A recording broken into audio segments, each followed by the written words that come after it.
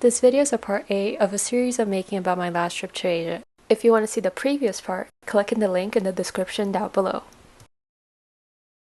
Hey, it's me, Julie, and I'm finally back to bring you guys part 8 of my travel vlog series. In this part, we finally arrive in Seoul. More specifically, we get to walk around the streets of Myeong-Dong.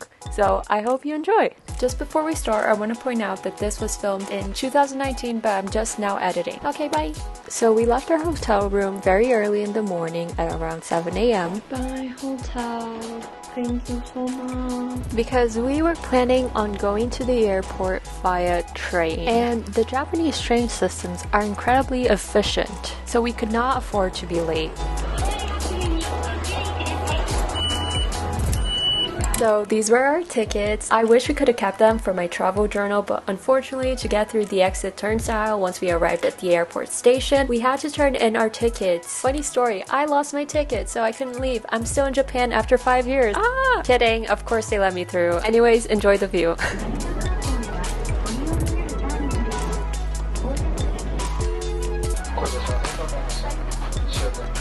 Once we arrived, we were a little bit early than even the aircraft's employees, so it took us a while to check in due to the queue that already existed before us. But eventually we got through, and then we headed straight through security and onto our gate. All of this because since this was our first time departing from Narita, we wanted to make sure we were gonna get there in time. This also gave us the opportunity to look around the shops for any extra souvenirs. I personally got this really cute handkerchief as a souvenir, but some of us got extra goodies to take home, like these candies and sweets. Just look at them, they're so cute! Afterwards, we were feeling a little bit hungry, so we stopped at this ramen house for some lunch. And this is our gate. Obviously, we were extra early, so I spent the time uploading all the Japan footage I had on my phone while we waited. Upload was slow, and eventually I ran out of things to do, and this is when I got really bored. And I was also looking like a thug, but I wanted to play it cool, pretend I didn't notice. I couldn't hide my grin anymore, so I had to put on a disguise. The perfect disguise. Anyway, with the airplane at the gate, we decided to wait nearby. Still a bit bored, I kept my spirits up, trying out different stuff. Really good. The peachy drink was top notch, but the granola bar? Yeah, not so much. And just like that, in a blink of an eye, we were ready to board. And here is the part where I started to get anxious, because like I said in the first travel vlog, I'm not a fan of airplanes, so I'm definitely terrified at this point. But knowing that this was a quick 2-hour trip definitely helped calm the nerves down. Overall, boarding was really quick because I don't think there was a lot of people on this flight. Just to give you guys an idea, only 3 other families were sitting near us. And this, ladies and gentlemen, is finally when we arrived in Korea. But before we get out of the airport, we need to go through immigration. In my bullet journal, I'm overlining what's going to be the header of this journal entry, called Arriving in Seoul. We got through immigration fairly quickly, and we headed downstairs to baggage claim so we could obviously claim our baggage. Like in Tokyo, we wanted to arrive at the hotel via public transport, so we bought subway passes to use during our stay. This is what they look like. The blue is for subways and the orange is for the express train. And unlike in Tokyo, we were allowed to keep the passes as a souvenir. The Discover Seoul pass also came with this really cute map of the city that I will obviously glue to my journal later on. Next up, we were riding towards Seoul Station. Fortunately, getting to the express train platform was very quick and easy as it was a few floors below us. So if our luggage stowed away, we left off.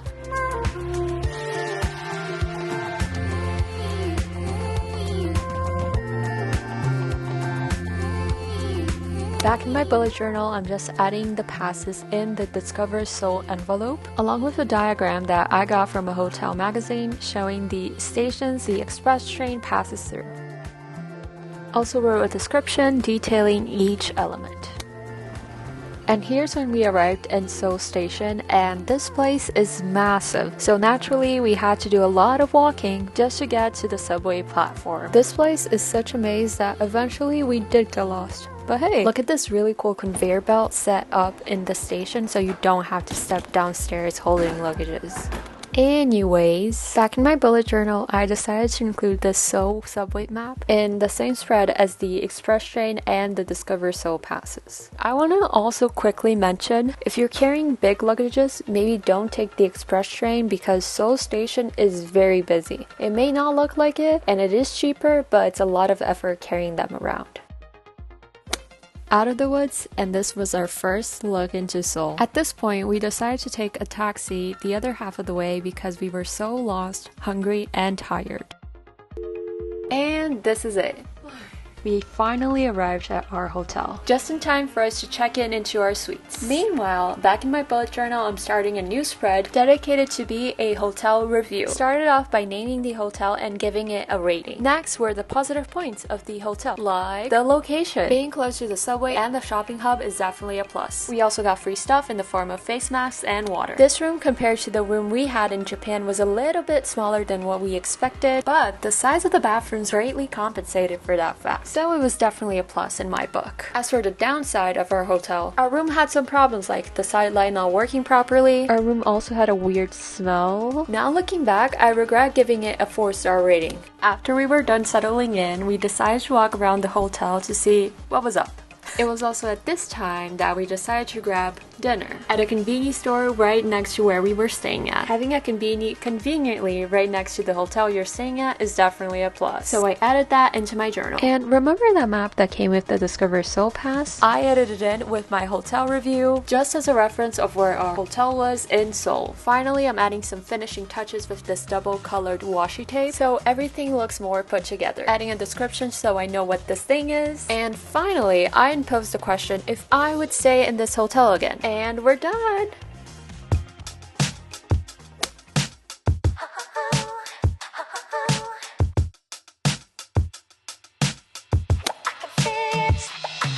On the next day, we started by having breakfast at a coffee shop right next to our hotel. With so many sweets to choose from, I picked one of the more cheaper options and a personal fave, apple pie. On my journal, I'm just adding the stuff I usually add, like the weather forecast and the time I woke up and went to sleep that day. Once we were done with breakfast, it was time to leave and explore Seoul. For this day, we planned to see Myeong-Dong, which luckily enough was across the street from us. So all we had to do was walk through the underpass to get there. Interestingly enough, this underpass had shops all around. Back in my bullet journal, I'm just adding in this map of Myeong-Dong that I found in the hotel magazine.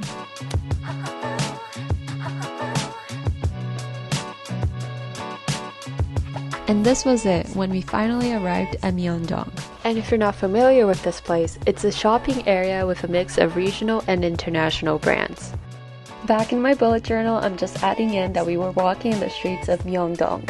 Apparently, even Korean Nesco has an office here. Anyways, one thing I really liked was this poll showing the different directions cities around the world were and their distances from Seoul. Yep, we were very far from home. During the early hours of the day, this district is very calm and empty, so it was the perfect time to walk around and explore.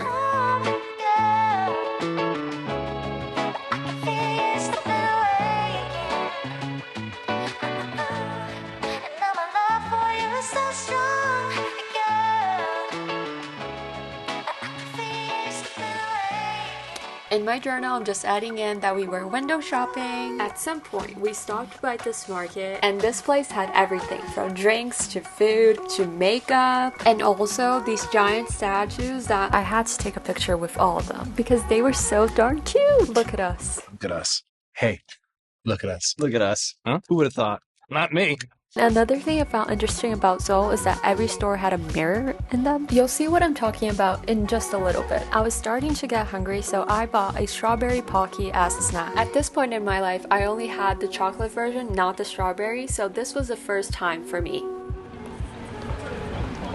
We continued walking down the streets of Myeong-Dong, and we'd go inside a store here and there, but most of the time we ended up not buying anything. And here was when we arrived at the line front's biggest store in the world, aka their flagship store, so of course we had to go inside and take a peek. They even had a giant version of Brown, one of their mascots, up front that I of course took a picture with. Unfortunately, I can't seem to find a picture, but it definitely did happen, okay? Another store we stopped by was this Korean brand called SEOUL, and nothing that really caught my attention, so we carried on walking through the streets of Myeong-Dong.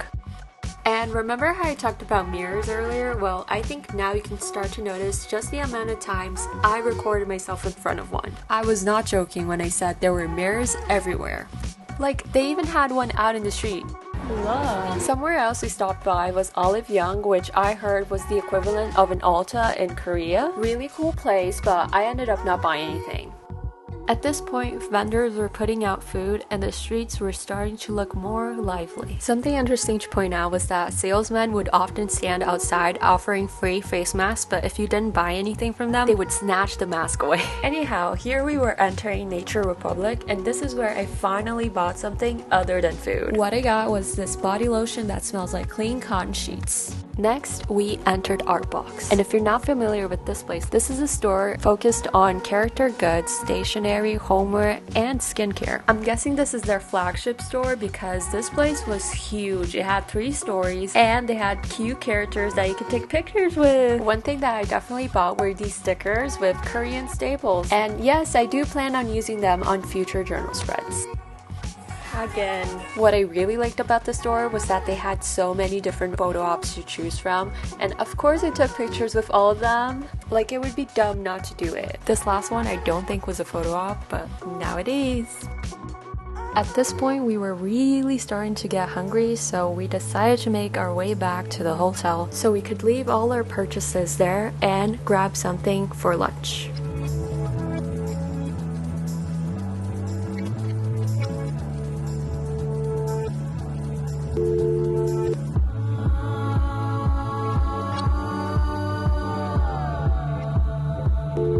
And somewhere along the way back was when I broke my sister's tripod. Sorry, Gigi. We also decided to stop by the convenience store for lunch. And as usual, I'm just writing that down on my journal. After the quick stop at the conveni, we were back in the streets of Myeong-Dong. But this time, we wanted to check out the very luxurious department stores close to the hotel. And while we do that, back in my journal, I'm just adding these cutouts of the lot and duty-free department stores onto today's spread. We ended up not buying anything from the department stores for obvious reasons, so we headed back to the main area of Myeong-Dong. And as you can probably tell, the movement was really starting to pick up at this time. It was also at this time that we decided to visit the Etude House. If you're not familiar with this store, this is a skincare and cosmetics brand that is very popular in Korea. One of the things I bought was their BB cream, but looking back, I kind of regret it because it did not work for me. Anyways, after spending time and money at Etude House, we continued walking mindlessly through the streets of Myeong-Dong while enjoying the scenery simultaneously. All of this set up to say that we accidentally ran into this very cute tea shop while walking purposelessly. And if you don't know me, I love tea. So this was a personal win and one of my favorite shops we went into. They had everything related to tea that you could ever imagine. They even had samples of their flavors to try from, and of course I had some tea myself. I picked what was called best tea and it was delicious. This place right here was heaven to me. And of course we bought some products to take home, so I definitely recommend checking this place out if you're in Seoul. At this moment, the sun was starting to set, the streets were more lively, and K-pop was in full blast. It was also when I decided to try one of these unique looking rose-shaped ice creams. The flavor I picked out was a mix of green tea, yogurt, and strawberry. And this is what they look like. If you're wondering about the flavor, it was so yummy, a 10 out of 10 from me. Somewhere else that caught our eye was this Korean fashion brand called Chu. I wasn't familiar with their game, but in terms of aesthetics, they nailed it out of the park for me. A lot of Barbie pink everywhere you looked, combined with some heavy K-pop playing in the background. This was the epitome of girlhood with capitalism right here. None of the clothes really drew my attention in. Maybe it was because it was not really my style, but I digress. What I really liked about the place was their photo ops. They had so many different scenarios to take pictures with friends, and you know I took advantage of every single one of them.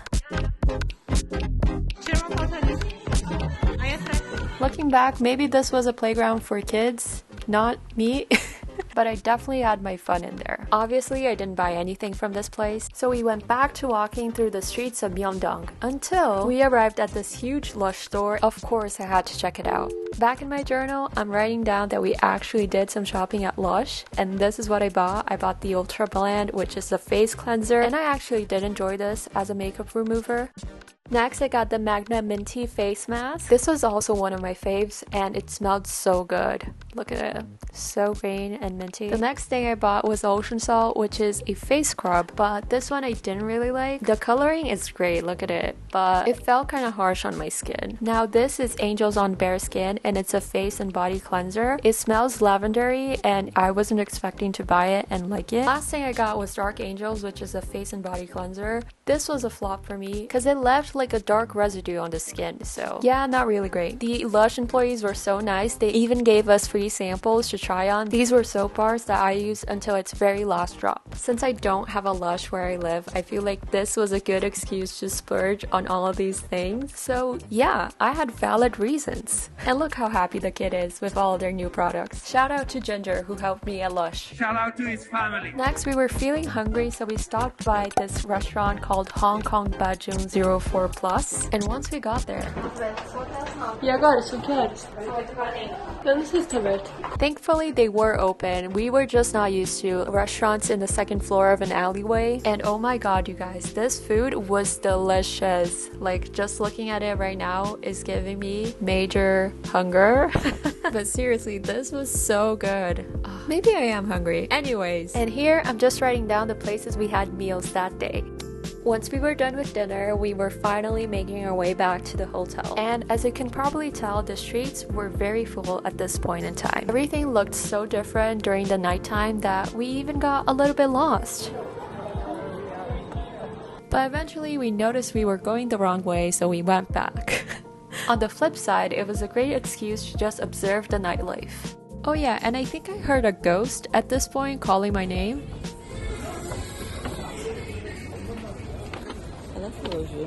So we started freaking out when we realized it wasn't my sister calling me. Now obviously I am joking because I don't believe in ghosts, but I just thought it was a funny coincidence. Back in my journal, I'm just adding some last finishing touches and we're done. Just before we got to the hotel, we stopped at the convenience store so we could grab some snacks and sweets to try in the comfort of a cozy bed. I chose to try this very famous drink called banana milk, and I low-key really liked it. And here was when we finally arrived at the hotel and making our way to our room. And in the end, this is how the journal spreads looked like from the past 2 days. I hope you guys enjoyed this video, and I'll see you in the next time I post a video. Bye!